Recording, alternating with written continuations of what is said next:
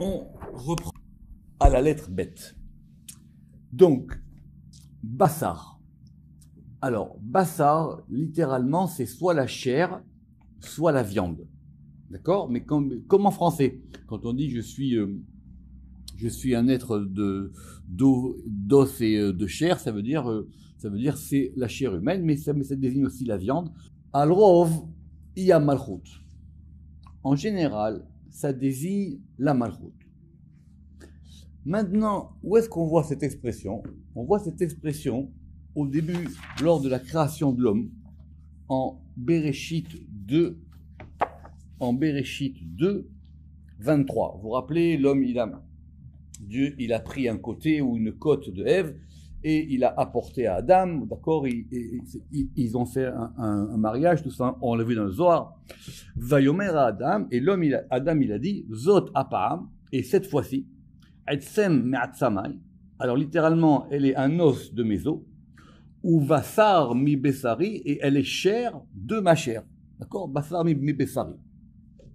Donc, évidemment, le Zohar, il a noté que s'il y a marqué deux fois Bassar, c'est qu'il y a deux chairs, puisque c'est la chair de ma chair. Donc, il y a deux chairs, et donc ça correspond à 2 degrés de chair.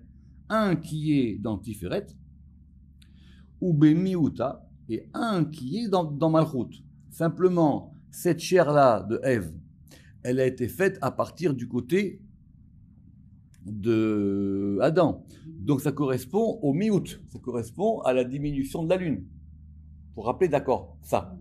Et c'est pour ça que c'est marqué dans le verset plus haut, quand il a fait que Vayapel Hashem Elohim tardem al Adam, que Dieu, il a fait tomber une torpeur ou un sommeil sur l'homme. Vaishan, vous savez que tardema, en hébreu moderne, c'est aussi une anesthésie, d'accord? Vaishan, et il a fait dormir, Vaikar Ahat, Mitzalotav, et il a pris une de ses côtes ou de ses côtés, ça dépend comment on traduit, Vaisgor, et il a fermé Bassar, la chair, Tartena, sous elle. Donc il y a un Bassar qui est du côté Tiferet, qui correspond au Bassar numéro 1, au Bassar comme vous vous rappelez l'histoire du soleil, et il y a un Bassar qui correspond à Malchut, qui correspond à ce degré diminué. Ve'ainu Metsiuta. Bon, et donc maintenant, c'est le fait que ça existe en lui. Ou Bassar Metsiuta Lemala, et il y a, ou Bassar Metsiuta Lemata, et il y a effectivement aussi un Bassar qui est en bas. Quoi? Oui, pourquoi? Parce que c'est toujours dans la Genèse où à la suite il y a marqué Alken, Yaazov ish et aviv et imo, c'est pourquoi un homme il quitte son père et sa mère, Vedavak beishto, et il va adhérer à sa femme, Vehayu levasar echad, et ils seront une seule chair. D'accord? Rappelez-vous que Rachid a dit sur une seule chair, c'est quoi? C'est les enfants. Que là où effectivement la chair du père et de la mère, ça fait un, c'est dans les enfants.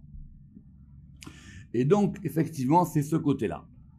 Mais maintenant, on va continuer avec cette analyse du mot Bassar.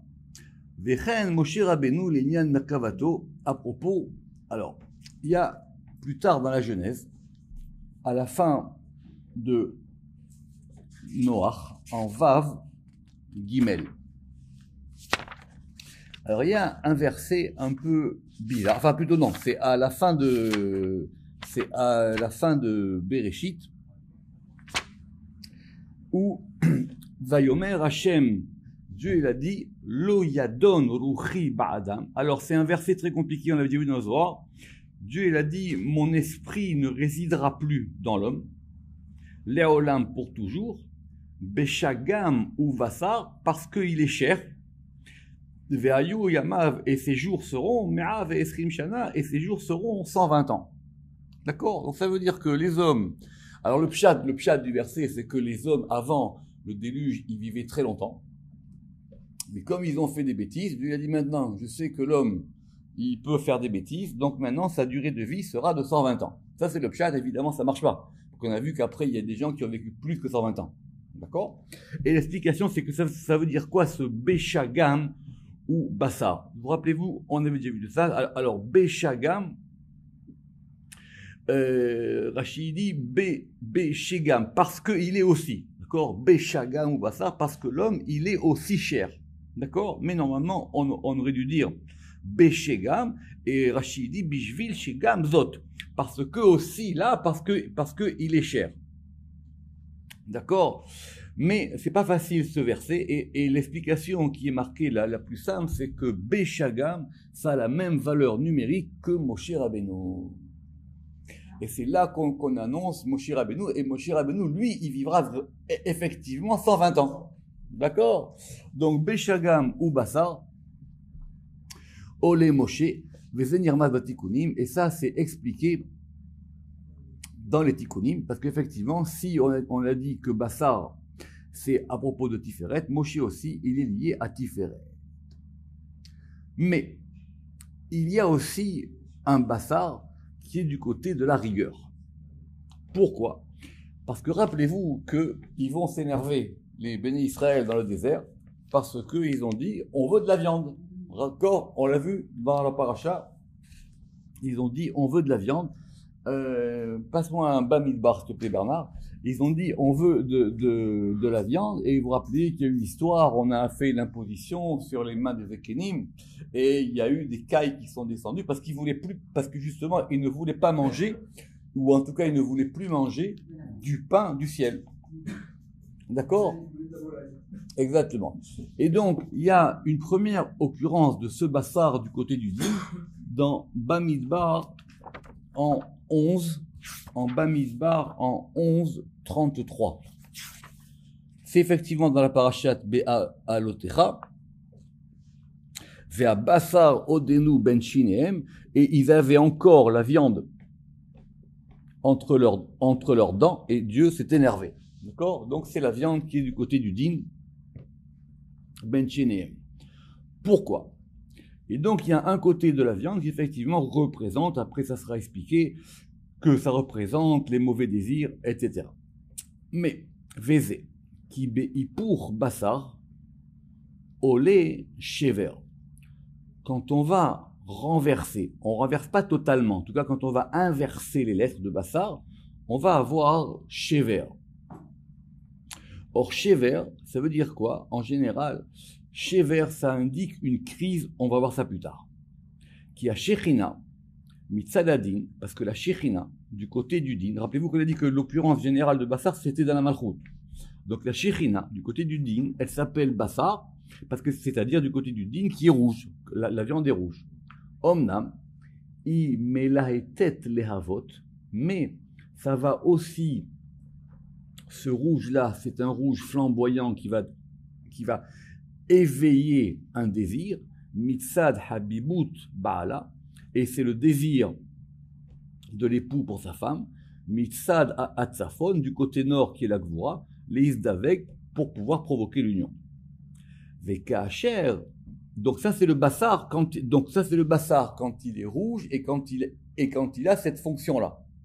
Maintenant, kacher engmar bracha, maintenant quand la bracha elle va pas jusqu'au bout, Ve'azivug eno nimsa, et qu'il n'y a pas d'union dans les mondes supérieurs, la avonador, à cause des fautes de la génération, alors ce bassar, il se transforme en shever.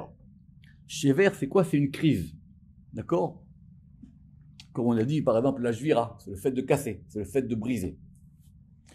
Ou bisman arav, et c'est pour ça qu'au moment de la famine, c'est-à-dire que quand il y a la famine dans le monde, c'est-à-dire qu'en haut, il y a des problèmes, et qu'effectivement, parce qu'il n'y a pas d'union en haut, chez Nazivou, alors là-bas, c'est marqué Shever Ravon, c'est la crise de la famine. D'accord? Et rappelez-vous que Yosef, il était vendu par ses frères. On va passer maintenant dans Parashat Miketz. Il était vendu par ses frères. Et qu'est-ce qui se passe? Yaakov, il est au courant de rien, etc. On lui a caché la vérité. Yosef, il commence à faire sa vie en Égypte. Et à un moment, il y a un retournement. Ce retournement, il est dans le chapitre 42. Vayar Yaakov, qui yesh shever bemitzraim. Yaakov, il a vu qu'il y avait un shever en Égypte. Vayomer Yaakov Levanav, et il a dit Yaakov à ses enfants, Lama titraou, pourquoi est-ce que vous avez peur? Ou plutôt, pourquoi est-ce que vous pensez comme ça? Et le verset 2 continue, Vayomer Ineshamatik Yeshem Israël, parce que regardez, j'ai entendu qu'il y avait un shever en Égypte, Redou Shama, descendez là-bas, Veshivrou Lanou, et Shivrou, c'est le même verbe, Misham, de là-bas, Veniri Venamut, et nous vivrons et nous ne mourrons pas. Alors c'est très compliqué ce verset, ça veut dire quoi qu'il a vu? Il n'est pas à côté. Ça veut dire quoi qu'il a vu? Alors on dit qu'il a vu par Roi HaKodesh, et il a vu par Roi HaKodesh qu'il se passait quelque chose en Égypte. D'accord. Donc ça veut dire quoi ici que Yesh Shever Ben Mitzrayim? Alors, d'après le sens du verset, ça ne veut pas dire qu'il a vu qu'il y avait une crise en Égypte. Au contraire, parce qu'il a dit descendez là-bas et vous allez nous ramener à manger. Donc de là, on voit que Shever, ici, c'est dans le sens de il y a du commerce, il y a des choses qui se passent en Égypte. La Shon Mecher, la Shon Kinyan. Et la preuve, c'est qu'après, ce substantif-là va devenir un verbe. Il dit là-bas, et vous allez nous rapporter de là-bas de la nourriture. Très bien. Mais d'après le Sod, il a vu qu'il y avait une crise en Égypte. Il a vu qu'il y avait des Neshamot perdus en Égypte. Il a vu que c'était en Égypte qu'il fait ça le tikkun. C'est pour ça qu'il a ramené, et c'est pour ça qu'il a envoyé ses enfants. D'accord? Donc c'est cette notion de Bassar Shever. Regardez dans le verset, Rachid justement, il veut expliquer que cette notion de Shever, il a raison, parce que d'après le Pshat, ça veut dire qu'il a vu qu'il y avait de l'abondance, il a vu qu'en Égypte, il y avait du commerce, qu'il y avait encore des choses qui se passaient. Mais comment il a vu? Évidemment, il a vu par Roi HaKodesh. Donc c'est ça l'histoire de là-bas, que ça correspond aussi à une crise. Donc on relit, ou Bisman Arav, et au moment de la famine, chez Enzivu, où il n'y a pas d'union, parce que c'est l'union qui apporte la bracha, et la bracha qui va apporter la subsistance dans le monde. Donc c'est pour ça qu'on a vu là-bas marqué Shever Veravon et qui a marqué Shever Bemitzraim. Et donc on va revenir maintenant à cette faute-là des gens qui ont voulu la viande dans le désert, dans Parashat de l'Otra. Vezeu Avon Amit Avim. Donc eux, on les appelle les mitavim. Mitavim, ça veut dire les appéteurs, c'est-à-dire ceux qui avaient ils avaient beaucoup d'appétit, ils avaient des désirs un peu compliqués. Chez Sha'alou Bassar, parce qu'ils ont demandé de la viande, Vedachou lechem minashamaim, et ils ont repoussé le pain des cieux. On vous donne à manger tous les jours la manne, le pain des cieux, et eux ils n'en veulent pas. Ils disent, nous, on veut du beefsteak. C'est-à-dire quoi? Ils ont repoussé le pain des cieux qui est le vivou, qui correspond à la shrina. Pourquoi? Parce que le Rama qui dit lechem minashamaim. Le lechem, c'est la shrina. Et shamaim, c'est tiferet. C'est-à-dire, c'est l'union du masculin et du féminin. Alors, c'est très intéressant parce que on verra que dans l'Echem, c'est pas forcément ça. Vous rappelez-vous que quand on a fait le Birkat Amazon, dans le Zohar, on a dit que l'Echem c'était un vav. Quand vous vous rappelez quand on a fait Amotzi l'Echem mina aretz, vous vous rappelez ça? On a parlé longuement de Amotzi, pour marquer Motzi et Amotzi. Quand on a parlé de là-bas de l'Echem, on avait dit que c'était un vav. Mais en tout cas, ici, on voit, et ça sera réexpliqué dans l'article l'Echem, que ici, cette notion de pain qui vient des cieux, ça indique que l'Echem, c'est la Shekhinah, et les cieux, c'est Tiferet. Donc, eux, ils ont repoussé l'union de Shekhinah et Tiferet pour de la viande. Veratu Bassar. Et c'est pour ça que la suite du verset dit Vezeu, Va'af, Hashem, Harava'am, et c'est pour ça que Dieu il s'est mis très en colère contre eux. Ve'abassar Ba'adam, et maintenant la chair qui est dans l'homme, ou Mitzad Asmol, elle provient du côté gauche, et c'est la chair qu'après 120 ans qui va pourrir et qui va se décomposer en premier. Et ça, on verra dans Etzem. Pourquoi? Parce qu'il y a un Zohar qui fait la différence quand quelqu'un il meurt entre la chair et le squelette. D'accord? La preuve, c'est qu'on a dit que Yaakov, il a mérité d'être enterré en Israël et avec sa chair et avec son squelette, alors que Yosef, il n'a pas eu ce mérite. Yosef, c'était que ses os. Razak. Donc c'est de là-bas dans le Zohar qu'on apprend la différence entre les deux. Alors maintenant, un sujet tellement important qu'on aurait dû le faire plusieurs fois déjà, bat. Bat, c'est donc la fille. Alors rappelez-vous qu'on est dans la lettre bête, donc on a déjà fait effectivement ben. Ben en général c'est Tiferet, et bat en général la fille, c'est Malchut. Donc bat stam, c'est la Malchut. Omnam. Maintenant, quand on dit c'est la Malchut, c'est toujours ces discussions qu'on a quand on parle de ces Kinouim, c'est quelle Malchut? C'est la Malchut dans quel état? C'est la Malchut de quelle manière? Or la Malchut, elle peut avoir évidemment plusieurs configurations. Ici, c'est la Malchut en tant qu'elle est un Yud. Bebechina ta, anikret Yud. Comme on l'a expliqué dans Shar HaMetziut. Parce que la Malchut, elle peut être soit un Yud, soit un E. D'accord? C'est quoi le meilleur exemple? Le meilleur exemple, par exemple, c'est que dans le Shem Yud Ke Vav Ke, le He, c'est la Malchut. Mais dans le Shem Adni, le Yud, c'est la Malchut. Donc ça dépend. Elle peut être soit un E, soit un Yud. Ça dépend comment elle est. Or, en fin de compte, elle est un E quand? Elle est un E quand elle est connectée à la Bina. C'est pour ça qu'il y a deux E, Yud, Ke, Vav, Ke. Mais elle est un Yud quand elle est connectée à Chorma. En fin de compte, c'est la fille et le père. Comme ça, il explique le Zohar, il dit c'est la fille et son père. Parce que le Yud, c'est Chorma. Ve'abechina azot, et ce côté-là de la Malchut, Nikret Ken, et on va voir maintenant toutes les occurrences, elle s'appelle aussi Bat Ain. Alors Bat Ain, on l'a expliqué dans les Tikkun HaZohar, c'est quoi Bat Ain? Littéralement, c'est la fille de l'œil. C'est quoi la fille de l'œil? C'est la pupille. Autrement dit, vous avez un Ain, et c'est la fille de ce degré de Ain. Kacher Nikret Bat Ain, et lorsqu'elle va s'appeler Bat Ain, Yirse, ça veut dire quoi? Que maintenant, on considère la Malchut comme étant un point, et elle est entourée chez Zviva, et elle est entourée des trois couleurs. En fin de compte, c'est ça. Il y a l'iris, et elle est entourée des couleurs qui sont autour, des couleurs de l'œil. Et ça correspond aux trois patriarches, Shem, Avot, Kanoda. Et ça, on l'a vu à Aïn, et quand on sera à l'être Aïn, et comme ça sera expliqué, Béchar Anifkar ou Béchar Aneshama. Donc, elle peut avoir ce degré de là. Ve'inyan un Yud. Alors maintenant, c'est quoi? Ça veut dire que la Malchut, elle peut être un Yud, et que donc ici, ce degré de la fille, c'est un Yud. Nikret Bat, elle s'appelle Bat, comme je vous l'ai expliqué, les Gabé Chorma, par rapport à Chorma. Aval les Gabé Bina, Mitziut E, et par rapport à Bina, c'est un E. Nikret, Nikra Bat Aïn, et effectivement, là-bas aussi, elle s'appelle Bat Aïn, Ve'aïnu Isha ou Bita, parce qu'elle va correspondre à la mère et à sa fille, qui sont les deux E. Isha, la mère, la femme, c'est la Bina, et la fille, c'est la Malchut. C'est pour ça que c'est un E en haut et un E en bas. D'accord? Donc, ça, c'est ce degré de Bat, qui est un degré très important. Le Zohar, les Tikkun HaZohar, ils vont expliquer là-bas que Bereshit, c'est Bereshit, l'une des manières de décomposer le mot Bereshit, c'est Rosh Bat, que celui qui a une fille en premier, ça amène la bracha à la maison.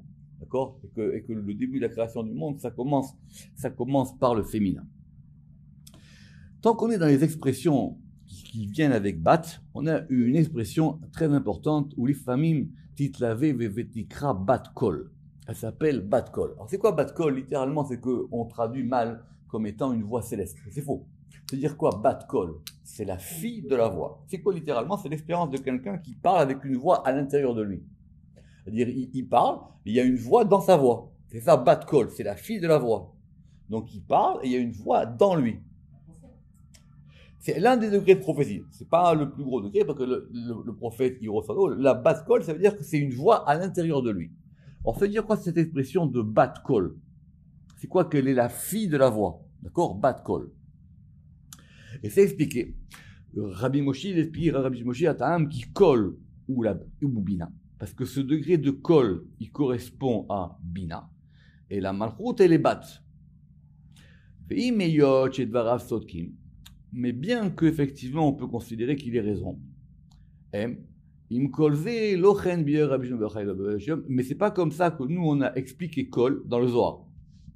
Où est-ce qu'on a expliqué kol, vous vous rappelez? Dans le Pardes. Dans le Pardes, évidemment, mais dans le Sefer Yetzira. Kol, Ruar, Vedibur. D'accord. C'est quoi ce degré de kol? Ce degré de kol, on a dit que c'était quoi? C'était soit une voix, soit un son. Mais c'est pas une parole. Il y a une différence entre kol et dibur. Or là, on s'intéresse à quoi? Bat kol, la fille du kol. Or dans le Zohar, c'est plutôt clair. Que dans les Tikkun HaZohar, c'est expliqué là-bas. Vei bat kol. Donc on parle de la malchut. Elle est bat kol, c'est-à-dire qu'elle peut avoir ce degré de bat kol. Mi sitra de amuda de emsaïta lorsque c'est du côté de la colonne centrale. Des ikre kol à shofar qui s'appelle la voix du shofar. Et à kol Yaakov, c'est un verset clair lors de la bracha que Yitzhak qui va donner à Yaakov. Il y a marqué là-bas kol Yaakov. Donc si on dit que kol c'est kol Yaakov, Yaakov c'est quoi? C'est Tiferet.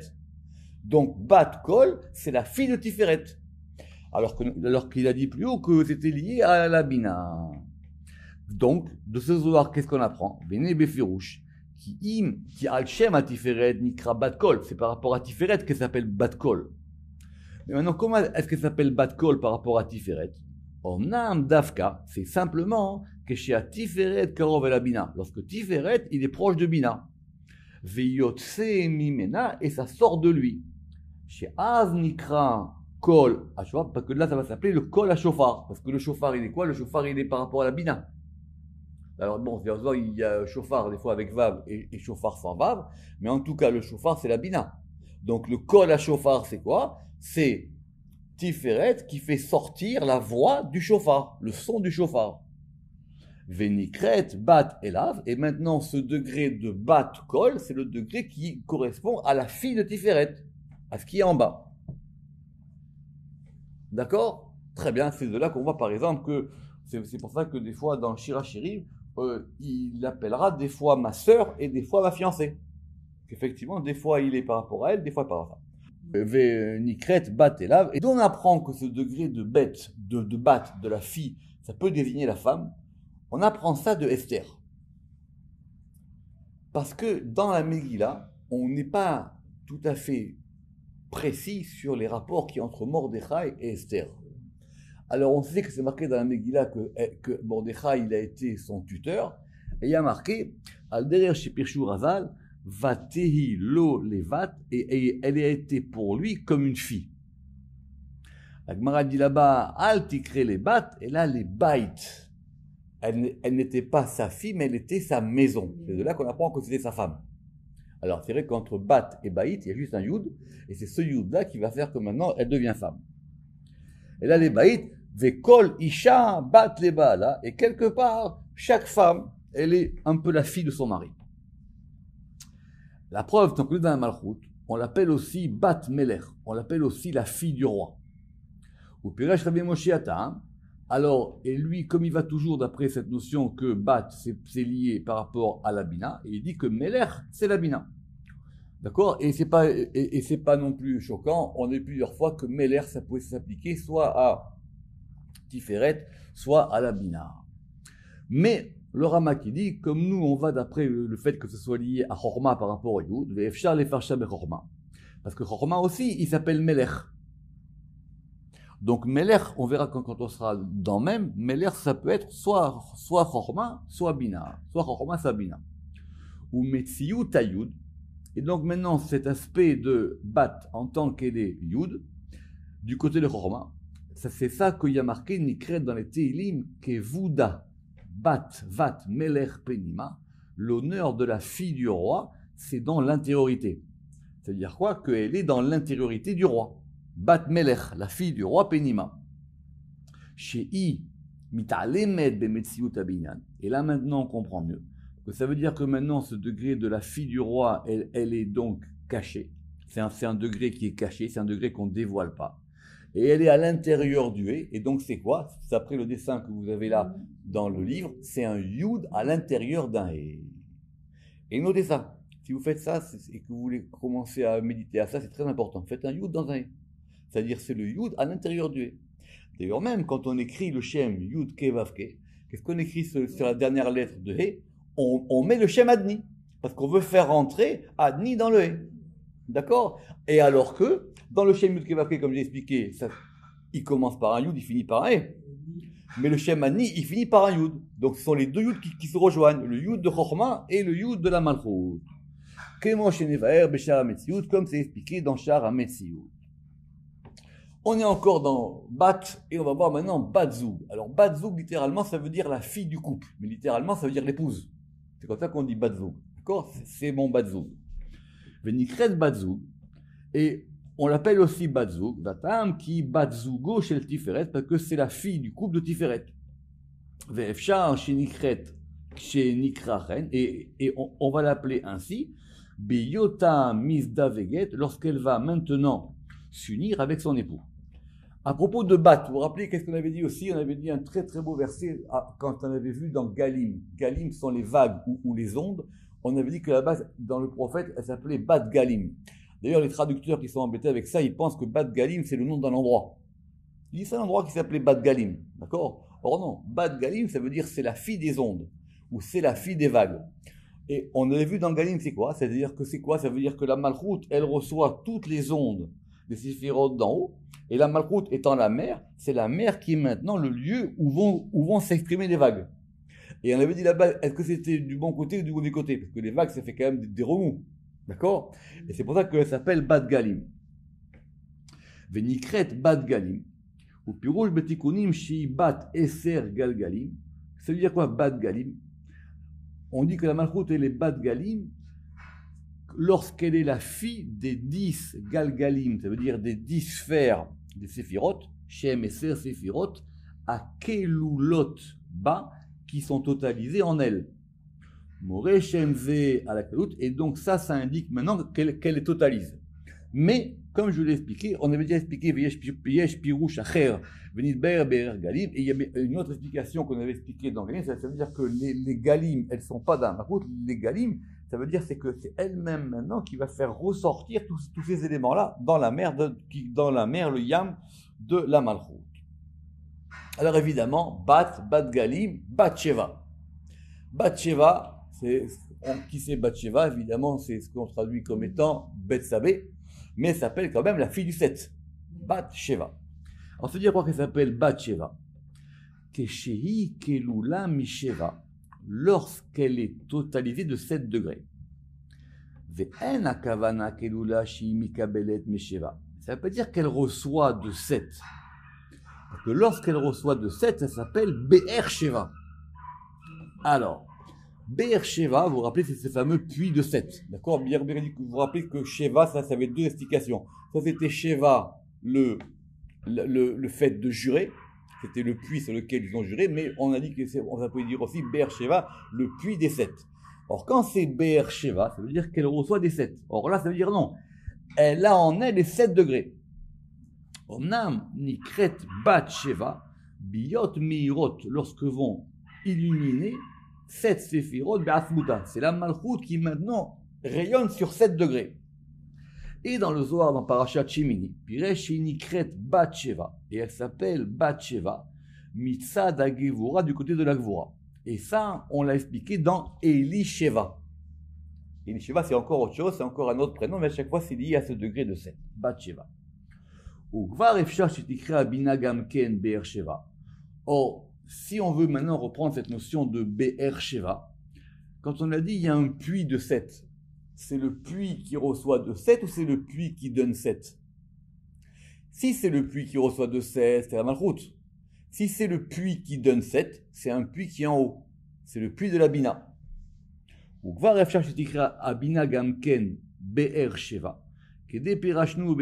Comme on l'a expliqué à la notion de Be'er Sheva. On peut l'appeler aussi maintenant Bat Nadiv. Alors Bat Nadiv, ça veut dire la fille du généreux. C'est aussi des versets dans les prophètes, elle s'appelle aussi Bat Nadiv. Besod, et c'est quoi ça? C'est pour ça que tout à l'heure je l'ai dit, c'est dans le secret de la fille d'Abraham. Parce que qui est le généreux? C'est quoi Nadiv? Nadiv, c'est lié à Chesed. Donc c'est la fille d'Abraham. Donc vous vous rappelez l'histoire qu'on a dit qu'Abraham il avait été béni en tout, et on avait dit c'est quoi qu'il est béni en tout? C'est qu'il a une fille.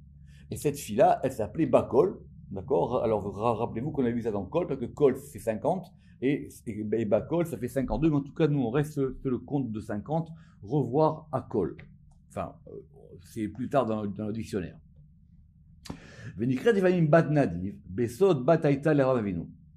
Pourquoi? qui beyota mityachedet bachesed, lorsqu'elle va maintenant s'unir, donc c'est la malchut, avec chesed, maintenant c'est pas avec tiferet, c'est avec chesed, et que donc c'est par rapport à Abraham, ou mekabelet mimeno, et qu'elle va recevoir de lui, chut shel chesed, un fil, ce fameux fil de générosité, un mashur chalea, qui est tiré vers elle, az nikret bat nadiv. Alors maintenant, elle s'appelle bat nadiv. Ici, il y a marqué beit nadiv. Je crois qu'il y a une erreur, c'est pas la peine de mettre le yod. Parce que Abraham, évidemment, il est chesed, et il s'appelle aussi nadiv, c'est lui qui est le généreux. Et enfin, on peut avoir aussi quelque chose qui s'appelle bat rabim. C'est quoi bat rabim? Bat rabim, ça veut dire la fille des nombreux, la fille de ceux qui sont nombreux. Et c'est expliqué là-bas dans le Zohar, dans Parashat Pinchas, que c'est lorsqu'elle va recevoir des trois pères. Parce que les trois pères, c'est eux qu'on appelle les rabbim. Autrement dit, ça veut dire les grands. Rabbim, les grands. Mishusha Avot, rabbim, comme nous verrons à l'article rabbim. Et le Rama qui revient. Et elle s'appelle Bat Galim, Biyota Yoneket Mibina ou mi-chesed, et donc ça dépend maintenant de ce que c'est quoi cette notion de galim. Donc ça peut être soit par rapport à bina, soit par rapport à chesed. Il faut revoir cette notion de galim qui est une notion très importante, hein, d'accord? Parce que gal, c'est ce qui va donner une vague, ce qui va donner une onde, et après c'est ce qui va donner le galgal, la roue, et ce qui va donner aussi le gilgoul. On va terminer avec une petite expression que le Ramak ne va pas trop développer ici, mais parce qu'il en a longuement parlé dans le chapitre, dans la porte 8 de Sha'ar Malchut Banaga, au chapitre 12. C'est quoi? C'est les Baté Gvaï et les Baté Braï. C'est quoi les Baté Gvaï et les Baté Vraï? Les maisons, littéralement, les maisons intérieures et les maisons extérieures.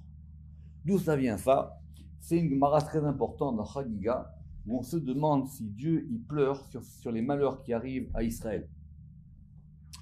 Et la Gemara, elle dit comme ça, Bamistarim tifke nafshi, que mon âme, elle pleure dans les secrets. Amar Rabbi Shmuel Barina, et Rabbi Shmuel Barina, il dit, Mishme de Rav, au nom de Rav, Makom yeshlo lakadosh baruchu, Dieu, il a un endroit secret, chez Sham ou Boché, où là-bas, il va pleurer.